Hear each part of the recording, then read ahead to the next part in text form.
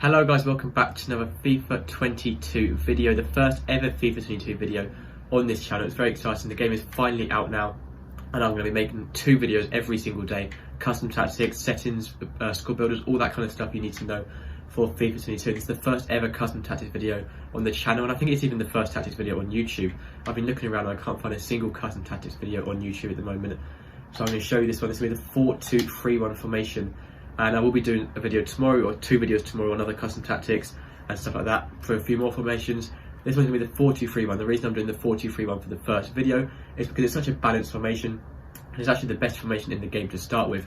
I would do the 4-4-2, but the 4-2-3-1 is actually a much better formation to use in game itself, and it's still quite good for chemistry. Obviously you can use any formation you want for chemistry, just this formation is very good for a starting team in FIFA 21. And I'm going to get into tactics and then the instructions. It's not going to be a super long video. I don't want to waste your guys' time. I want you to be playing the game yourself.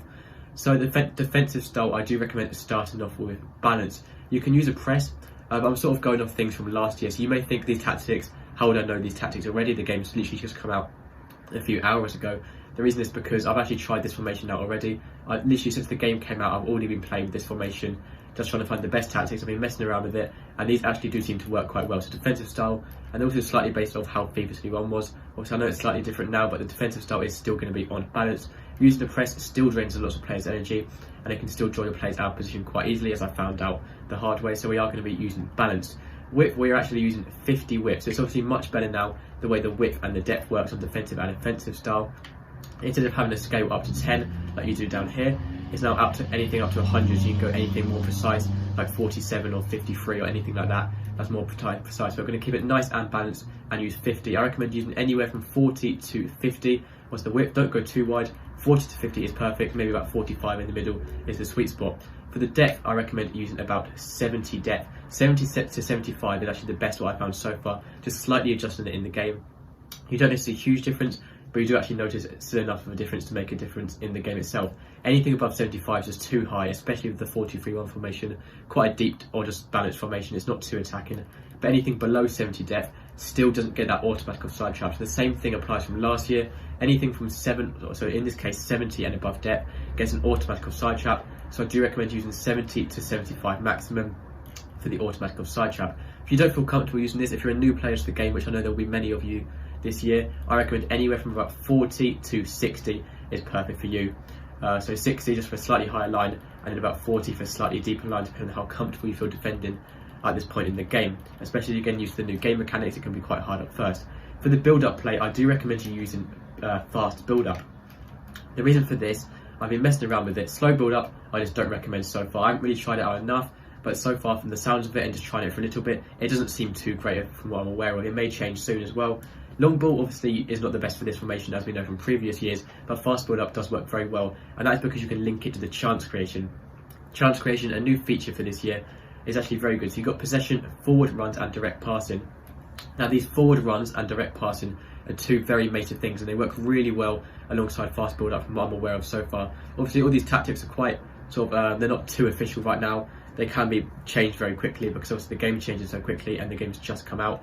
But from what I know so far, fast build up and forward runs is the best to go with, especially on a formation like this, pushing those players forward and getting all of those attacking players. You've got 3 cams here and a striker to work with.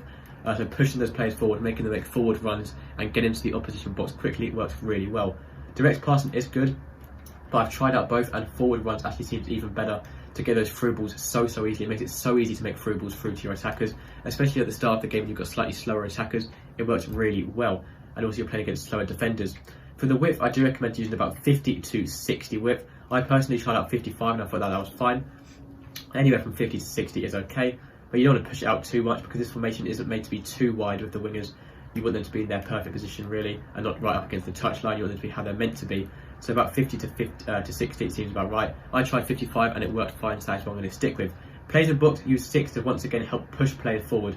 This FIFA, from what I found out, having players in the box gets so many more goals than it has done previously. With the new gameplay and how the game feels now, it's really about getting passing around and waiting for those opportunities to shoot. Goalkeepers actually do seem quite good so far from what I've seen, but so does shooting. I recommend going with 6 players in box like previous years. Corners on 3, and I'll just put free kicks to 2.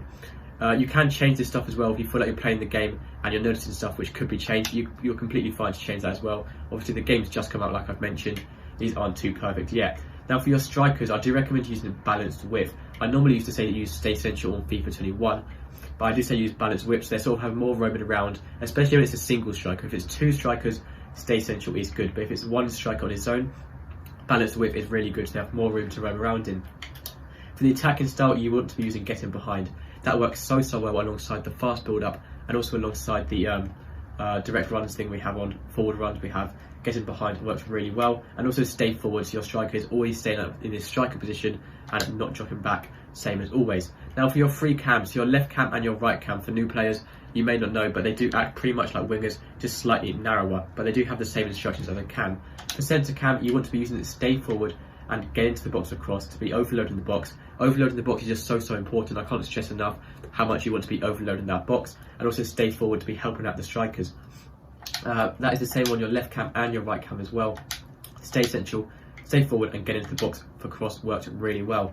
On the 4-2-3-1 formation, the defence and the attack are quite split from each other. Some formations you have sort of defence, midfield and attack. This one is just very much defence and attack. You've got the 3 cams and the striker is sort of the attack, and you've got the 4 at the back and the 2 CDMs are defensive.